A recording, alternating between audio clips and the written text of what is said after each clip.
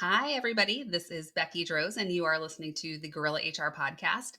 Today, I have a really fun guest, and I invited this guest to come and talk to me because she is somebody that I would really describe as a community connector. She has this ability to help people like find the skill sets and connect them with where they can be used in all of these great things. The reason that I wanted her to come on and chat with us is because she also does a lot of work with volunteers. And some of the nonprofit groups that I work with, and even some of the for profit organizations, when they're looking for volunteers to get programs going or they're engaging in some sort of community service, I often hear that people have a really hard time with that. And so I want to pick Kelly's brain and see, what she has done and some ideas of what can make people successful when we're trying to connect and really come together. So, Kelly Green, welcome. Thank you. Thank you for having me, Becky. Yes, I'm really excited. Like I said, a lot of organizations I work with really struggle when it comes to like getting people to do things. So, Oh, of yeah. course, in the HR aspect, I talk about total rewards and comp and ben and all those other things, but there's more to it than that, especially when we think about volunteer organizations and things where you're not paying anybody and we're relying on people to step up and do things. So, that's something that I know you are so heavily involved in. So, I Yes. think this could go so many directions. So Yeah. I guess I should actually start. Like, tell us a little bit about yourself. So I know these things about you, but how did you even get into that kind of thing?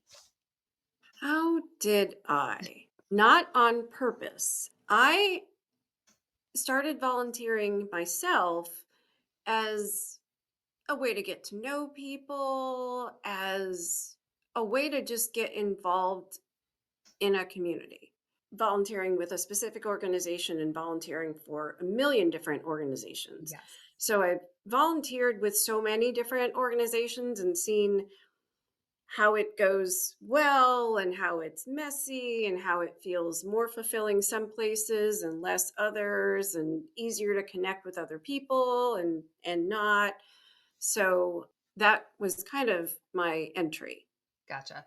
I think that even that alone is a great point that volunteering is a great way to make connections with people and just to meet people. I think I feel kind of the same way. So I volunteer with a couple of different groups and same thing. I really thought, well, I thought lots of things. One part of it was I wanted to find people who were more like me in just the way of thinking. I felt like my circle was too small and I wanted to meet people who were other like diverse and creative thinkers.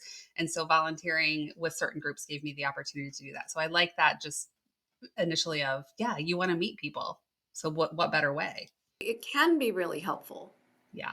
but depending on how you get people involved and how you structure the work, Yes. because I think if you structure work as if that's all it is, and that's why people are there, then it might be harder for people to connect. But I think it's important, especially for volunteers, but probably for just about anything, Yeah. that human connection is built in to the structure of how you do things.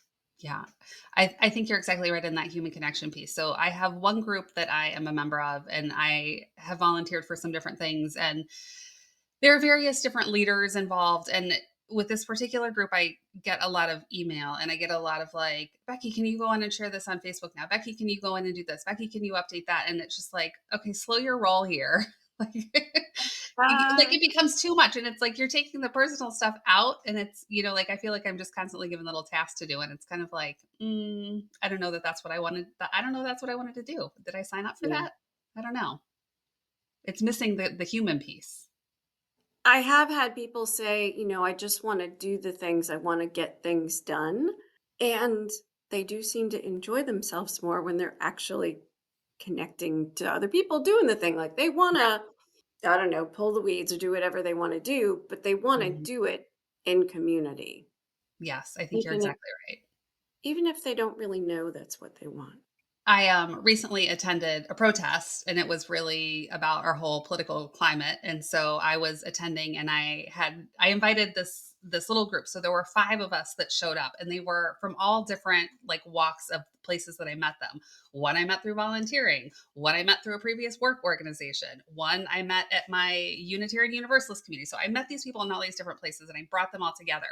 And I loved it. But it was interesting because when I talked to these different people, several of them were like, oh, wow, you have other people to invite to this. And they felt like they were alone in their own spaces. And so I think they were excited to meet and connect. And it's kind of funny because I have a friend who lives in a different city who said, I'm going to a protest, but I don't have anyone to invite with me. And I'm hesitant to go alone, but I'm going to go alone because maybe I'll meet some other people. And I said, well, you're showing up for people who feel the same way as you. So you've already got that connection happening. But it's hard. It's scary to do things on your own like that sometimes. It is scary, and I think that is part of with those of us who are trying to recruit volunteers. We need to take that into consideration that somebody might be coming to a thing, and goodness knows I've done this so many times myself, just showing up somewhere where you don't know anybody, you don't know if anybody's going to talk to you. If it's like me, my awkward teenage self comes out, like nobody's going to like me, and I'm not going to know what to do, and everybody else is friends and not me. It's again, it's so important to assume people are going to feel awkward and weird. Yes. And that's okay. We need to be okay with our awkwardness and weirdness.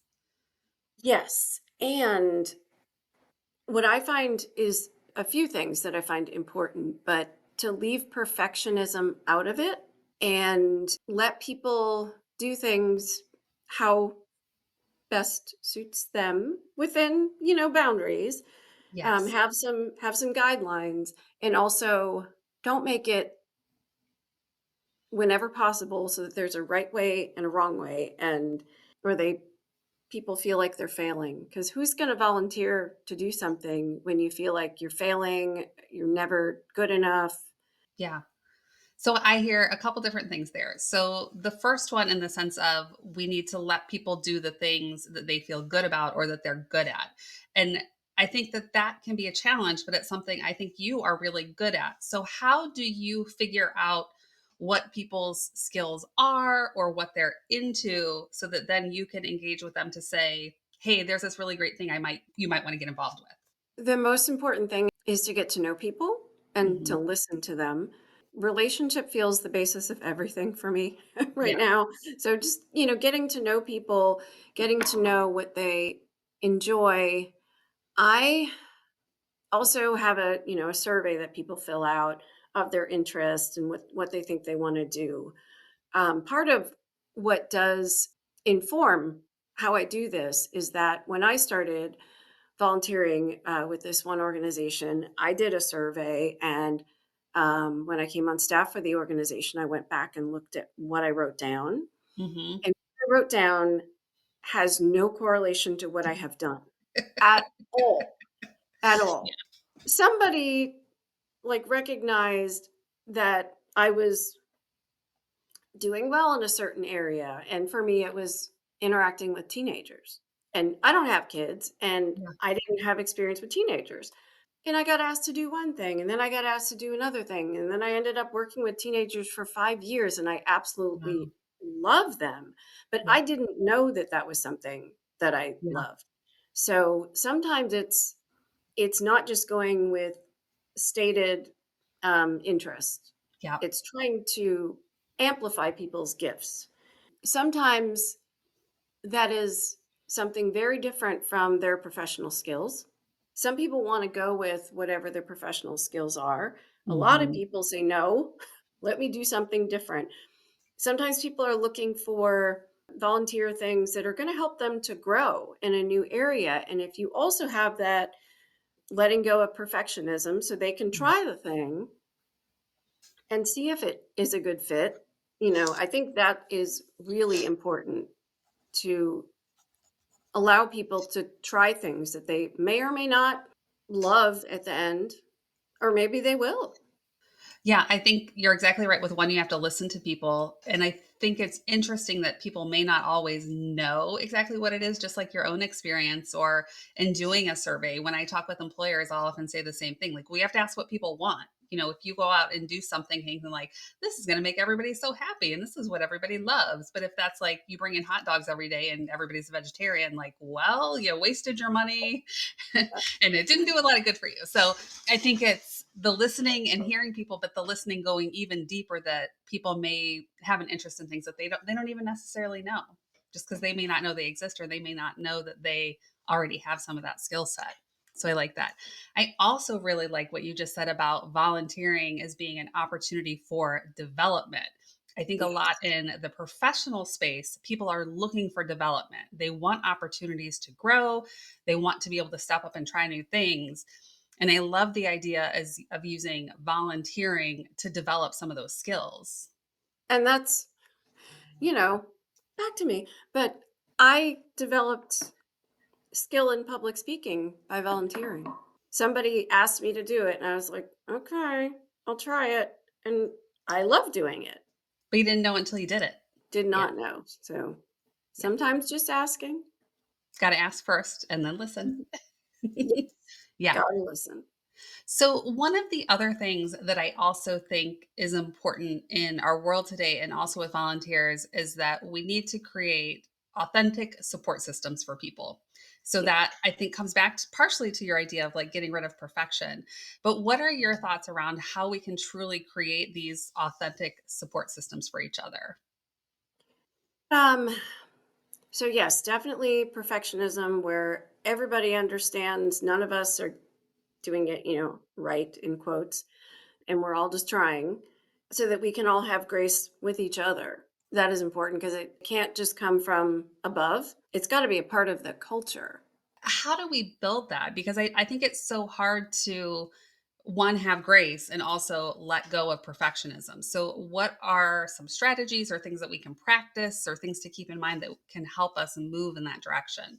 What I try to do is, of course, lead by example. So when I mess up, I'll just say it. Like, "Oops, I missed that," or "I was supposed to do that and I didn't do that." Yeah. So people hear me doing it, and if somebody else says something like, "Oh, it's all right," or, "It wasn't what we intended, but it worked out well." Hmm. And to try to make it where it's not like shame, where we don't have to whisper in the corner that, "Oh, this thing didn't happen right." Like, let's Yeah. laugh about it Yeah. sometimes or even embrace it. And so I think if it's just something that we talk about and we can laugh about and it's not a secret, it does something for the whole culture because we really want people to be able to come and be their authentic selves, and we're Yeah. all better that way. Yeah. And then everybody else who comes in feels like it's if you can feel that in your body, it's like a weight off, like I can just be. Yes. It does. It feels so good. And I think when you can be your authentic self, it certainly opens up like your willingness to step up and do things and help in different ways and be involved and engaged, because again, you're not being held to some other standard or something. Again, this idea of perfectionism, that this is what's right or this is the only thing that is good, when that's not the case. One of the things that you also just said too is that you lead by example, in the sense that when you've done something wrong or made a mistake, you're very open about it. I totally support that as well. I've gone to different organizations, whether it's volunteering or organizations that I've worked for, and I want to be the one to say, okay, I screwed this up, whether big or small, because I don't want that gossip piece. And I don't want that, Oh, like, did yes. you hear about this? Did you know that? I want to be like, yep, here's what I did. Here's how I learned from it. Here's how I fixed it, whatever it is. But I think that leading by example and saying, yeah, we all make mistakes or get there in a different way is important. It's also important to have empathy because we Mhm. all have bad days. And, sometimes somebody's going to show up for something and they're just not going to be their best selves. Or somebody's not going to show up when you want them to. That happens too. But to always kind of come with care for the person before there's care for the work. So if somebody comes in and is not feeling it or says I can't come in, check in with that person about how they are and let them know that you care about them before Yeah, you care about the work. I think I that love makes a I love big that. difference. I would love to see a bigger shift in that, just in general, in both paid and non-paid work, in the sense that I think you're right. We get too focused on the task or getting things done, and we forget that people are humans and we bring all of our feelings and emotions and successes and failures every day and every moment. They're with us and in us. So it's hard to just shut some of that off. I love the check-ins. And I've seen you do that. I really appreciate that of like how are you really doing? I mean, I know it matters so much to me when I'm able to just say, okay, this is how I actually am. So Yeah. just so you know, this is what I'm carrying. So, and Yeah. then too, if I am feeling a bunch of anxiety about something and it shows, then Yeah. somebody can come to me and say, Kelly, just so you know, this is how I experienced your behavior. And I can say, oh, okay. And I can do what I need to do to take care of myself. But if I'm walking around trying to pretend everything is good and it's not, I mean, I know how I am when that happens, and I make messes all over the place, and don't anybody tell me about it either if I haven't said it. So, Right. um, I think that check-in and knowing that too, it makes it easier than when it comes to accountability. So I think if you're doing those check-ins with people and getting to know what's going on with them, you build that relationship, you build trust with each other. One organization that I volunteer with, they will regularly, when we have check-ins and just kind of like organizational updates, they'll say like, if somebody else volunteering grabs you and says, "Hey, I want to show you something over here," and you're like, "There's bushes over there. I don't know what we're going to look at." Like it's probably a like you're getting escalated or elevated or like something you're saying or doing is kind of getting out of line with the mission that we have. So we just want to step aside and like de-escalate for a moment and kind of keep each other in check. And I think it's nice. much easier to do that if you have already taken those steps to build that relationship. Otherwise, it's like, what are you calling me over here for? And then it'd be Yeah. defensive about it. So when it comes to accountability, I think this is where I see people struggle with this and paid like for like in their regular jobs where you're getting a salary. I already see managers and supervisors struggle with this big time. And that is when something is not working or is inappropriate, they really struggle to address it. So I always have thoughts and things that I tell people in those positions. But from your perspective in working, especially with volunteers, how do you hold volunteers accountable? Whew, it's hard. Yeah. It's well, it depends on the person and it depends on the relationship. If you've already got a relationship with someone and they know that you genuinely care about them, Mhm. that makes all the difference. It Yeah. really makes a big difference. So they're not none of us are as likely to be defensive if we Mhm. really feel like the person is coming to us with care and not just to beat us. So that helps a lot. And it's important, paid or unpaid work to get the feedback from the person you're talking to about whatever it is that happened. Mhm. So you don't ever want to go to somebody and say, you did this and this was awful. It can be more of, okay, this happened. Tell me about it. Tell me about your side of it, your perspective on what happened, so that I think that can lessen somebody feeling like they're attacked and actually take in what they're saying and allow that to change your perception of what happened.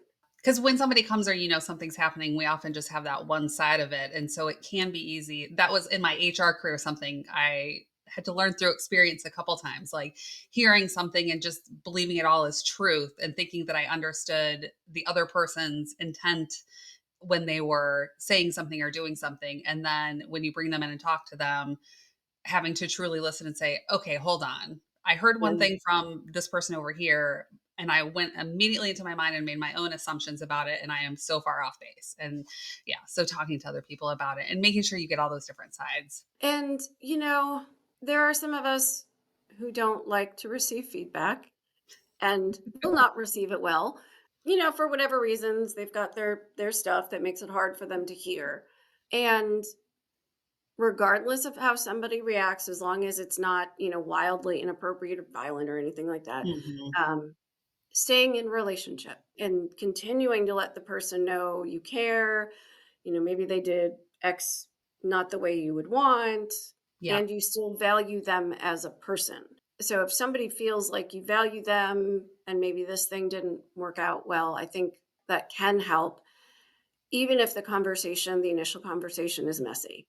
I had a boss years ago. I was pretty early in my professional career, and she would always say, "May I give you some feedback?" And it was kind of like, Mm. "Well, you're my boss, and yeah, of course you can. You can say whatever Yeah, you want." But yeah. it set the stage for I'm asking for you to be ready to listen because I'm going to give you feedback. But it always just having her ask that question to say like, "May I do this?" It was like, okay, yes, I want to be growing, I want to be learning. So hit me with it, but it did change things and it set it up for, I think, that piece that you said where it's showing that they care about you and I care Mhm. about you, which is why I want to offer you this feedback and help you to be better. And then you were giving consent if what you couldn't Yes. say, "Oh, well, she just came and beat me up," like, she Right. asked you. And I could have, I mean, it didn't, fortunately, it didn't happen that often. But I Yeah. think that because there was that kind of care, and I think she already did a good job of building relationship, even though I was a, newer professional, by having that relationship. I think had I said, like, you know what, I am having a really bad day. I just cannot hear this right now. I think that would have been okay. That is what makes it worthwhile. Yeah. And it Mhm, all and starts with the relationship. it does, it Yeah. does, and that's a good point. There are gonna be times when somebody is not in a place to receive it, and taking that into consideration, like, "Okay, we're not gonna talk about this right now." Yes. It doesn't mean that we're never gonna talk about it. It just means not yeah, that the time may not be right. I think that's good, and you can come back to it. So the other thing I wanna talk about, we have just a few minutes left together, but this concept is new to me, and it is all about performative activism, performative allyship, where people are saying, like, "I'm so involved in this, and I'm so engaged," and they're not. And I don't even know what my question here is, but but I just this concept to me is new. It just hadn't occurred to me, even though obviously there are lots of people that say they're doing something and they're really not doing anything meaningful. So I think the question is going to be, in your experience, how do we address that? Or how have you experienced that in your different roles? Oh, that's a tough one. Oh, Yeah. that's a tough one. Because everybody's in a different place, Yeah. and different people have different understanding of what they're doing and why. And there's a knowledge piece of understanding the breadth and depth of whatever the issue is, and understanding the systemic issues all around it. And part of why people volunteer is to feel good about themselves. And I think that is where some of the shallowness comes from, where they want to feel like they're doing something, but they're not willing to risk anything. And by risk, I don't mean necessarily physical harm or anything, but emotional vulnerability. That's risk as well. And connecting with other people, that is risk. I think that's part of it. It's really hard because you have to take people where they are in order to Yeah. get them to a different place, but people have to be willing, and you can't make anybody care Yeah. about making systemic change Yeah. and doing something that will meaningfully impact somebody else's life. You can show them, you can introduce them to people, you can give them information. Everybody gets there differently.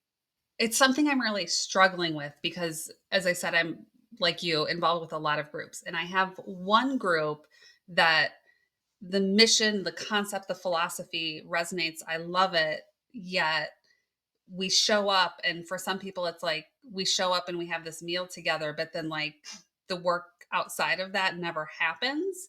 Mhm. And I feel like, okay, do I want to give my time to that because I don't see other people doing things? Whereas then I have another group where like they are standing outside in 20-degree weather, in the rain, in the snow, in the 100-degree heat, whatever it is, like standing out there directly impacting other people's lives. Like, so this, it's like I really struggle with like, do I drop the one group and go to the people that are actually doing something, or because I really like the mission of this other group, like can I find a way to motivate them and get them to like put more action behind the things that we sit and talk about? Well, a couple things. For some people, it's the sitting around and eating and giving money. True. Money is We need valuable that. for sure. So Yes. that's there. Another question Yes. I would ask you, is not whether or not you can move the other group, but can you accept them as they are? Because some of them maybe can be moved. And, Yeah. there may be people in that group who are just waiting for somebody else to Yeah. move them. That happens a lot. There's a Sure. lot of people just waiting for somebody to suggest something different. A lot of people want to follow. They don't want to lead, True. they just want to follow. True. And some people want to kind of have their blinders on and stay in their comfort. They Yeah. want to always be comfortable. And in my mind, change does not come with comfort. Yes. It just doesn't. You cannot create meaningful change and be comfortable Yeah. unless what you're doing is just writing checks, which, Yeah. is great. But Yeah. That gives me a lot to think about actually, because I do understand the value and we have the chit chat and they give money. Definitely important versus maybe there is something that they want to do if I or somebody else gave them an opportunity to step up and engage in a different way. Good food for thought there. Kelly, thank you for chatting with me. I'm going to just summarize here what I think we've talked about, and you jump in and you tell me if I'm off base. So I think that what is so critical, whether it's volunteering or even in paid work, is the human connection and building relationships. And that if we focus on the relationship before the work and the task, that will better set us up to accomplish those other things that we're after. So we have to be able to trust and connect each other. Then we can focus on the things that need to be done. Then I would say where there are issues or things that are not working, we have to be able to talk to each other about it and fix it. And of course, back to that human connection piece, it works a lot better if we've already got some kind of relationship in place. And then I think the other piece is really just in figuring out what do people want to do and meeting them where they want to engage and then seeing how you can utilize their skills. So unique challenges, definitely with oh, yes. volunteers, but I think it is again a great way to connect and a great way for people to be involved. Awesome. Well, thank you, Kelly. I really appreciate your time and your thoughts on volunteering. And I appreciate all that you do in the community. Again, I really think that you are just an amazing connector and do such a good job at getting people into the resources and relationships they need. So thank you so much. Thank you. Thank you. Thank you, everybody, for listening to the Gorilla HR podcast. I hope you picked up some good tips today from Kelly, and I hope you listen again soon. That's it for this episode of the Gorilla HR podcast. We hope you found some unconventional wisdom and actionable advice to help you in your own HR journey. Remember, we're all working together to build better workplaces. Want to join in the conversation? Send us your questions, stories, and maybe even your own guerrilla tactics to podcast@gorilla-hr.com. And if you enjoyed the show, please like, subscribe, and share with your network. Until next time.